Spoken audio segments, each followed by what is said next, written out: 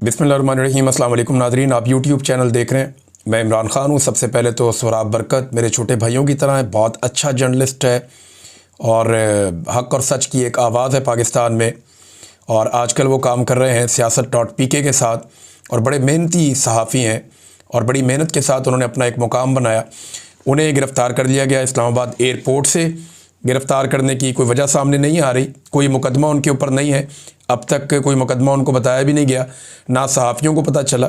FIA ने उन्हें airport से उस वक्त गिरफ़्तार किया जब वो एक कॉन्फ्रेंस में शिरकत के लिए जा रहे थे। इस्लामाबाद हाई कोर्ट ने इनका नाम निकाला था PNIL लिस्ट से ताकि वो ट्रैवल कर सकें। एक कॉन्फ्रेंस के लिए उन्हें बैरून मुल्क जाना था, लेकिन वहाँ से गिरफ़्तार कर लिया गया। सहाफ़त के लिए एक अफसोसनाक दिन है।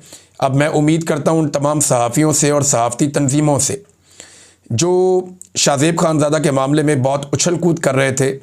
हालांकि मुझे भी उस मामले पे जितना दुख हुआ उतनी बात मैंने की, लेकिन ये मामला उससे बहुत ज़्यादा गंभीर है। यहाँ पे रियासती इदारों ने एक सहाफ़ी को गिरफ़्तार किया जिसके पास अदालत का ऑर्डर था कि वो बैरून मुल्क सफ़र कर सकता है और वो एक कॉन्फ्रेंस के सिलसिले में बैरून मुल्क जा रहा था। अब तमाम सहाफ़ती तंजीमें और सहाफ़ी बरादरी जो है वो इसके लिए आवाज़ उठाए, और जो लोग आवाज़ नहीं उठाएंगे फिर हम उन्हें नेम एंड शेम करेंगे कि आप लोग एक तरफ आवाज़ उठाते हैं और दूसरी तरफ आपको दिखाई कुछ नहीं देता। यानी जो भी सहाफ़ी सूट करेगा पाकिस्तान की एस्टेब्लिशमेंट को, शरीफ ख़ानदान को या जरदारी ख़ानदान को, उसके लिए आप आवाज़ उठाएंगे। और जो सहाफ़ी एस्टेब्लिशमेंट को, शरीफ ख़ानदान को और जरदारी ख़ानदान को सूट नहीं करेगा उसके लिए आप आवाज़ नहीं उठाएंगे। तो सबको आवाज़ उठानी चाहिए। एक मेरी FIA वालों से गुजारिश है जिनके पास सोहराब बरकत साहब हैं, मेरा एक पैगाम उन्हें आप ज़रूर पहुंचा दें। और मैं ये जानता हूं कि मेरे FIA के दोस्त मेरा ये पैगाम सोहराब बरकत साहब को ज़रूर पहुंचा देंगे। सोहराब से कहिएगा कि हमारी ये लड़ाई अपने वतन के लिए है, हमारी जिद्दोजहद जो है वो अपने लोगों के लिए है। उनके ऊपर जो जुल्म हो रहा है उसके ख़िलाफ़ हम आवाज़ उठा रहे हैं। हमारा हथियार कलम और कैमरा है और ये वक्त भी गुजर जाएगा। बस आप इतना कहिएगा सोहराब से कि सोहराब ये तो चलती है तुझे ऊंचा उड़ाने के लिए। बस इतनी बात आप मेरा पैगाम उन तक ज़रूर पहुंचाइएगा। ये वक्त भी गुजर जाएगा, हम इस वक्त को भी झेल लेंगे। इससे पहले हमने बहुत तकलीफ़ें देखी हैं, ये तकलीफ़ भी देख लेंगे। आगा शेख सरवर के साथ जो जुल्म किया गया, ज़्यादती की गई और उन्हें जो दोबारा निशाना बनाया गया तशद्दुद का। एक और हमारे लाहौर से सहाफ़ी हैं, उनके साथ भी ऐसा ही सलूक किया गया। ज़ईम लगारी के साथ किया गया, सिद्दीक जान साहब के साथ किया गया, मुतीउल्लाह जान साहब के साथ किया गया। और हमारे दोस्त हैं, बड़े अच्छे कोर्ट रिपोर्टर हैं, उनके साथ भी यही सलूक किया गया, साकिब बशीर साहब के साथ। तो ये कोई नया सिलसिला नहीं है, हम इसे लंबे अरसे से बर्दाश्त कर रहे हैं। और ये सिर्फ मैं चंद सहाफ़ियों के नाम ले पाया हूँ, बेशुमार ऐसे नाम हैं जो मेरे दिमाग में इस वक्त नहीं होंगे। पाकिस्तान को सहाफ़ियों और सहाफ़त के लिए एक बदतरीन मुल्क बनाकर इन्होंने रख दिया है और ये पाकिस्तान की मिलिट्री एस्टेब्लिशमेंट इसके अंदर पूरी तरह से मुलव्वस है। अब आ जाए नाज़रीन एक और बड़ी खबर की तरफ, और वो जो बड़ी खबर है वो इमरान खान साहब की हिफाजत और उनकी सेहत के बारे में।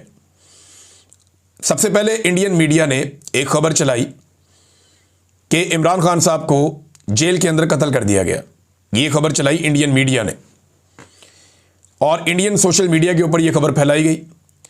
पाकिस्तान तहरीक-ए-इंसाफ के लोगों को इस पर तशवीश हुई और फिर पता चला कि अचानक ये खबर चलना शुरू हो गई है अफ़गान मीडिया पे भी, खुरासान मीडिया के ऊपर और दीगर जगह के ऊपर उनकी जो वेबसाइट्स हैं उन पर यह खबर आ गई।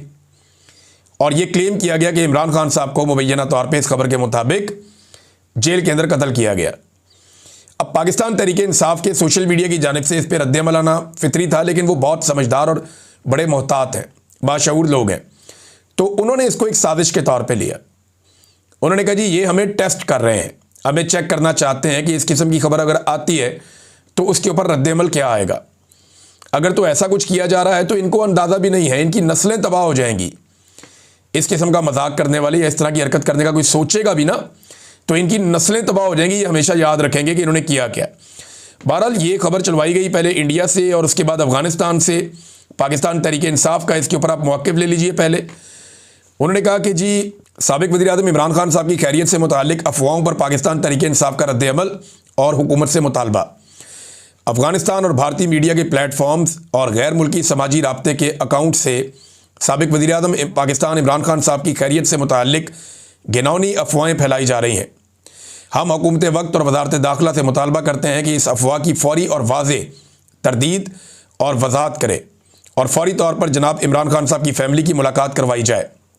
चेयरमैन इमरान खान की सेहत, सलामती और मौजूदा हैसियत के बारे में सरकारी सतह पर शफाफ और बाज़ाब्ता बयान जारी किया जाए और इस तरह की ख़तरनाक और हसास नौइयत की अफवाहों के फैलाव के मुहर्रिकीन की तहकीकात करके हक़ाइक़ कौम के सामने रखे जाएँ। कौम अपने कायद के बारे में किसी भी तरह की गैर यकीनी या इबहाम को बर्दाश्त नहीं करेगी। इमरान खान की सलामती, बुनियादी इंसानी हुकूक और आइनी तकाज़ों की हिफाजत हुकूमत की बराह रास्त जिम्मेदारी है। पाकिस्तान तहरीक इंसाफ अवाम को यकीन दिलाती है कि हम इन अफवाहों का सद्देबाब करने और सच सामने लाने के लिए हर कानूनी और सियासी कदम उठाएंगे। ये पाकिस्तान तहरीक इंसाफ के मरकज़ी शोबा इत्तलात की जानिब से मुतालबा भी सामने आया और उनका रद्द-ए-अमल भी सामने आया।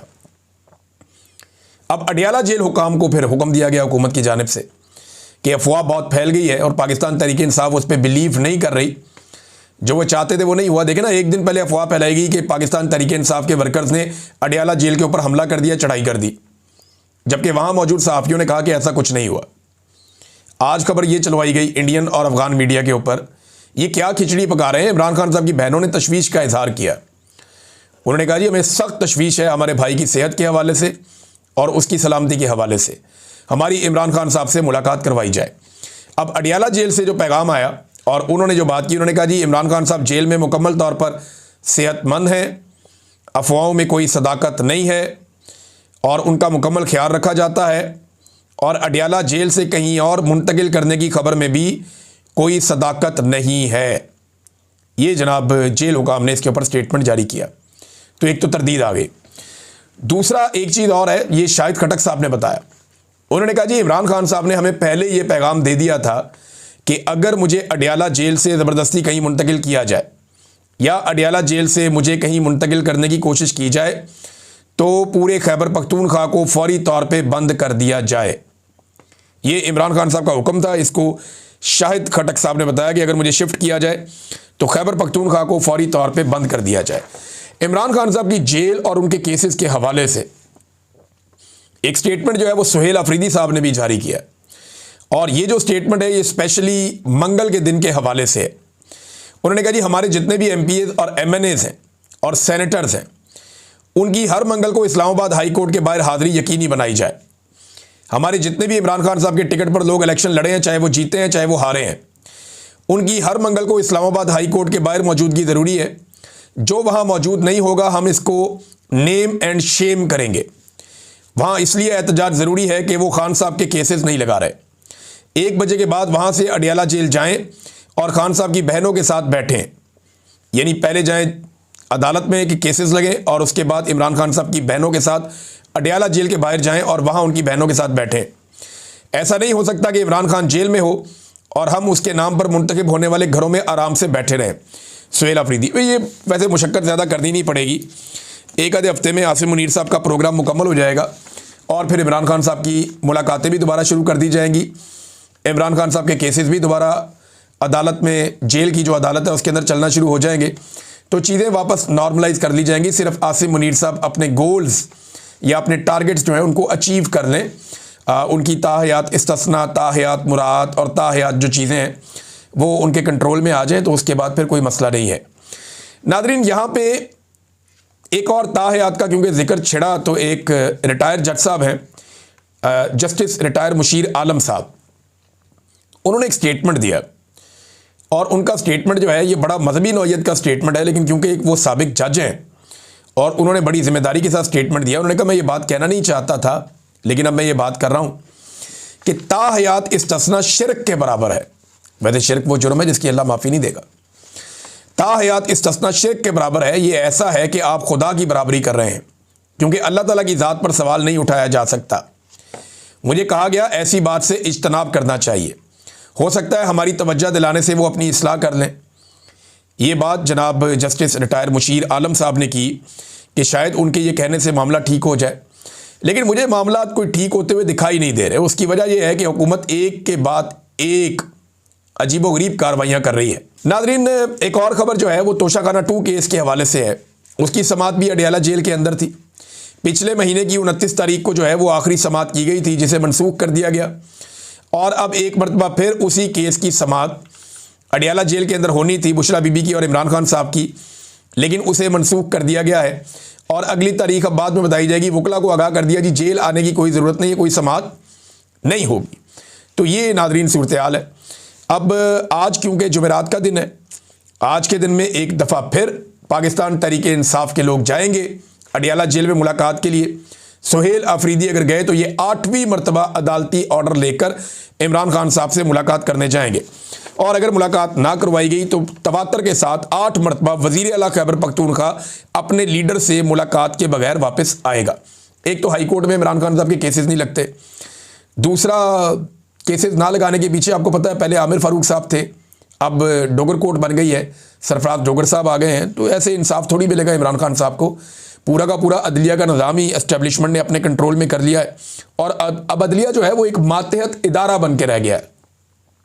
आज़ाद अदलिया पाकिस्तान में नहीं है और ये एक हकीकत है। नादरीन, मियाँ नवाज शरीफ साहब को हवा लगवाई गई, धूप लगवाई गई, जैसे कि हमारे पंजाब के अंदर या पाकिस्तान के अंदर ख़वातीन नवंबर के महीने में और अक्टूबर के महीने में पुरानी रज़ाइयाँ निकालती हैं पेटियों में से, उनको जनाब धूप लगवाई जाती है, उनके अंदर जो बोश हो वो मर जाए, ज़रा उनको धूप लगवाई जाती है, उनको हवा लगवाई जाती है। इसी तरह नवाज शरीफ साहब को निकाल कर धूप और हवा लगवाई गई, लेकिन जो पुरानी रज़ाइयाँ काम की ना रहें, गल सड़ जाएं, फिर उनको दोबारा उनकी रुई निकाल के धुन के नई रज़ाइयाँ बनाई जाती हैं। तो मियाँ साहब अब किसी काम के नहीं रहे, क्योंकि मियाँ साहब ने जितना बयानिया बनाया, जब उन्हें धूप में बिठाया गया और उन्हें कहा गया कि जनाब अब आप एक प्रेस कॉन्फ्रेंस करें और आप ज़मीन आसमान के कलाबे में लाएं, तो मियाँ साहब ने इतना झूठ बोला, इतना झूठ बोला। पिछले दौर में तो मियाँ साहब का काम चल जाता था, जब सोशल मीडिया नहीं था तो मियाँ साहब झूठ बोल के साफ निकल जाते थे और पाकिस्तान का मीडिया या अखबारात मियाँ साहब के कसीदे पढ़ते थे। इरफान सिद्दीकी साहब एक कॉलम लिख देते थे, अताउल हक कासमी साहब दूसरा कॉलम लिख देते थे, जावेद चौधरी साहब का कॉलम भी कभी कभी तारीफ़ों में आ जाता था। तो बेशुमार लोग मियाँ साहब को खुश करने के लिए कॉलम के अंबार लगा देते थे। अब सुहेल वड़ाइच साहब जो मर्ज़ी कर लें, या बाकी जो सहाफ़ी बाकी बच गए हैं, अंसार अब्बासी साहब जो मर्ज़ी कर लें, मियाँ साहब को चाहे धूप लगाएं चाहे हवा लगाएं, कुछ भी करें, बयानिया नहीं बिकना। जितने झूठ मियाँ साहब ने बोले अपनी प्रेस ब्रीफिंग में, वो आधे घंटे के अंदर अंदर फारिग हो गए। हक़ाइक़ के साथ हर चीज़ निकाल कर सामने रख दी गई कि मियाँ साहब आपने ये भी झूठ बोला, ये भी झूठ बोला, ये भी झूठ बोला। तो अब मियाँ साहब का कद मज़ीद छोटा हो गया इस प्रेस कॉन्फ्रेंस के बाद, या ये मीडिया टॉक जो मियाँ साहब के सामने आई, इसके बाद बजाय इसके कि उनका कद बढ़ता, उनका कद मज़ीद छोटा हो गया। और झूठ मियाँ साहब ने इतने बोले हैं, हालांकि पाकिस्तान के अंदर वो कह रहे हैं खुशहाली आ रही है, इधर बेरोज़गारी बढ़ रही है। सरकारी आदादो शुमार या सरकारी रिपोर्ट के मुताबिक 14 लाख मज़ीद पाकिस्तानी बेरोज़गार हो गए हैं पाकिस्तान में। अच्छा, इनमें ना ये 3 साल के अंदर लगभग कोई 30 लाख पाकिस्तानी पाकिस्तान छोड़कर पाकिस्तान से बाहर भी जा चुके हैं। अगर आप उन पाकिस्तानियों को भी शामिल कर देना, अगर वो बाहर ना जाते तो 30 लाख वो और 14 लाख ये, तो अब तक कोई 44 लाख 40 लाख से ऊपर जो है पाकिस्तानी बेरोज़गार हो जाने थे। 21 साल का रिकॉर्ड तोड़ दिया शहबाज शरीफ ने पाकिस्तान में बेरोज़गारी का। इन्वेस्टमेंट का 50 साल का रिकॉर्ड शहबाज शरीफ ने और आसिम मुनीर साहब ने मिलकर तोड़ा, और बेरोज़गारी का 21 साल का रिकॉर्ड शहबाज शरीफ ने और आसिम मुनीर साहब ने मिलकर तोड़ा, और गुर्बत का रिकॉर्ड भी पाकिस्तान का आसिम मुनीर साहब ने और शहबाज शरीफ साहब ने मिलकर तोड़ दिया। पाकिस्तान में बदमनी का रिकॉर्ड भी इन्होंने मिलकर तोड़ दिया। तो पाकिस्तान के अंदर कौन सा ऐसा बुरा रिकॉर्ड है जो ये दोनों लोगों का कम्बिनेशन नहीं बना रहा? आसिम मुनीर साहब हो या शहबाज शरीफ साहब हो, ये दोनों रिस्पॉन्सिबल है इस बुरी सूरत हाल के, और इसके ऊपर इनको बजाय कि पशेमानी हो, आपको मैं एक अजीबोगरीब चीज़ दिखाता हूँ। ये ज़रा एक ट्वीट देखें, ये एक साहब ने की हुई है, और इसके अंदर ये देखें, फयाज शाह साहब हैं जिन्होंने ट्वीट किया। उन्होंने कहा पाकिस्तान में ATM से पैसे निकलवाने पर थैंक यू की जगह ये देखने को मिलता है। ये देखें जी, ये तस्वीर आ जाती है आसिम मुनीर साहब की, शुक्रिया के बजाय आसिम मुनीर साहब का फ़ोटो आ जाता है और उस पर अल्हम्दुलिल्लाह लिखा हुआ होता है। यानी मुझे समझ नहीं आ रही कि पूरी दुनिया में क्या ऐसे होता है कि आप ATM से पैसे निकलवाएं, आपको तो थैंक यू करते हैं, बस अल्लाह हाफिज़। इसके बाद थैंक यू के बाद फील्ड मार्शल आसिम मुनीर साहब का यानी आर्मी चीफ का फ़ोटो आ जाता है। भाई, आर्मी चीफ का ATM मशीन के साथ क्या काम है, या उनका फ़ोटो जो है वो ATM से पैसे निकालने के बाद क्यों सामने लाकर दिखाया जाता है? मुझे ये बात समझ नहीं आ रही क्या ये काम दुनिया के किसी और मुल्क में होता है? इंडिया में होता है, बांग्लादेश में होता है, नेपाल में होता है, भूटान में होता है, ईरान में होता है, इराक में होता है, अजरबैजान में होता है, आर्मीनिया में होता है, जॉर्जिया में होता है, इंडोनेशिया में या मलेशिया में होता है, पूरे यूरोप के किसी मुल्क में होता है, अमेरिका में होता है, ऑस्ट्रेलिया में, न्यूजीलैंड में, जापान में, चीन में, रशिया में। और भाई दुनिया का कौन सा मुल्क है जहां पे आप एटीएम से पैसे निकलवाएं तो शुक्रिया के बजाय आपके सामने आर्मी चीफ का फोटो आ जाए? ये कहां होता है? अब ये सवाल उठाया गया, सवाल तो जायज़ है। अब बजाय इसके कि पब्लिक को कंपनसेट किया जाता, पब्लिक को जो है वो इरिटेट किया जाता है, और जो लोग रिस्पॉन्सिबल हैं पाकिस्तान की मईशत की तबाही के, लोगों को ये बताया जाता है बार बार कि ये पाकिस्तान के अन्नदाता हैं और यही पाकिस्तान को बचाएंगे। और आप इस सिस्टम की संगदिली का अंदाज़ा करें कि पीपल्स पार्टी इस सिस्टम का साथ दे रही है, पूरी तरह से साथ दे रही है, और साथ साथ ये भी कहती है कि हम तो बहुत जमहूरी हैं। तो पीपल्स पार्टी को जो है वो बार बार ये बताना पड़ता है कि जनाब आप बिल्कुल जमहूरी नहीं है। नदीम अफजल चंद साहब ने स्टेटमेंट दिया, क्योंकि बाद में नदीम अफजल चंद साहब ने, कमरुज़्ज़मान कायरा साहब ने, और हमारे एक बड़े अच्छे दोस्त हैं चौधरी साहब कसूर से, इन सब ने इनकलाबी बन जाना है पंजाब से, और कुछ लोग सिंध से भी इनकलाबी बन जाएंगे। लिहाजा पीपल्स पार्टी का रिकॉर्ड सीधा रखना बहुत ज़रूरी है। हमारे ऊपर बाबा निज़ामुद्दीन का दबाव है, निज़ामुद्दीन का दबाव है। निज़ामुद्दीन का लफ्ज़ शहबाज गिल साहब ने गालिबन इजाद किया था। ये आर्मी चीफ को निज़ामुद्दीन कहते हैं, चौधरी निज़ामुद्दीन या कोई इस तरह का नाम है। अच्छा, वो ये कहते हैं नदीम अफजल चंद साहब, हमारे ऊपर बाबा निज़ामुद्दीन का दबाव है, हमने निज़ाम चलाना है, फेयर तबसरा मैं नहीं कर सकता क्योंकि वो किसी को हजम नहीं होता, हमारे ऊपर बहुत पाबंदियां हैं, हमारे लब आज़ाद नहीं हैं, हम नहीं बोल पा रहे, पीपल्स पार्टी को हुकूमती इत्तेहादी होने का नुकसान हुआ है, कोई फ़ायदा नहीं हुआ। नदीम अफजल चंद साहब कौन सा दबाव है आप पे?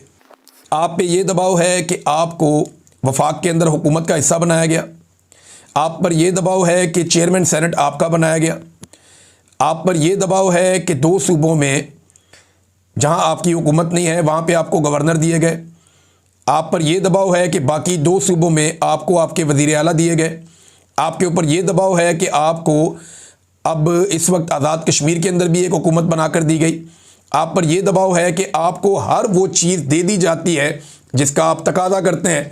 ये किस तरह का दबाव है? सदर भी आपका, हर चीज़ आपकी, बिला मुकाबला आपके जो जरदारी ख़ानदान है उनके बच्चों को मुंतखब करवाया जाता है। ये किस किस्म का दबाव है आपके ऊपर? चंद साहब, आप इस सारी बेशर्मी और इस सारी ढिटाई, इस सारी फस्तायत, जुल्म, जबर और जो फस्तायत हुई पाकिस्तान में, आप इसका हिस्सा हैं, आप हर जुल्म का हिस्सा हैं। और बिलावल का वो स्टेटमेंट हम ना भूलेंगे ना भूलने देंगे पाकिस्तानियों को, जिसमें बिलावल ने कहा था कि ब्रूट मेजॉरिटी, जब आईनी तरमीम की जा रही थी अदलिया को ज़बह करने के लिए और फील्ड मार्शल को और सदर पाकिस्तान को ताहयात इस्तिस्ना और मुराद देने के लिए, उस वक्त बिलावल क्या काम कर रहा था? ब्रूट मेजॉरिटी, डंडे वाली जमहूरियत। ये अल्फाज ना हम भूलेंगे ना भूलने देंगे। पाकिस्तान पीपल्स पार्टी बेनिफिशरी है, पाकिस्तान पीपल्स पार्टी इस सारे जुल्म का हिस्सा है, बल्कि सफ़े अव्वल के अंदर पीपल्स पार्टी ने इसमें किरदार अदा किया है। अब आप पीछे नहीं हट सकते या अपने आप को इसमें छुपाकर अलग नहीं कर सकते। नाज़रीन, ओवरसीज़ पाकिस्तानी जो है वो भी काफ़ी काम कर रहे हैं।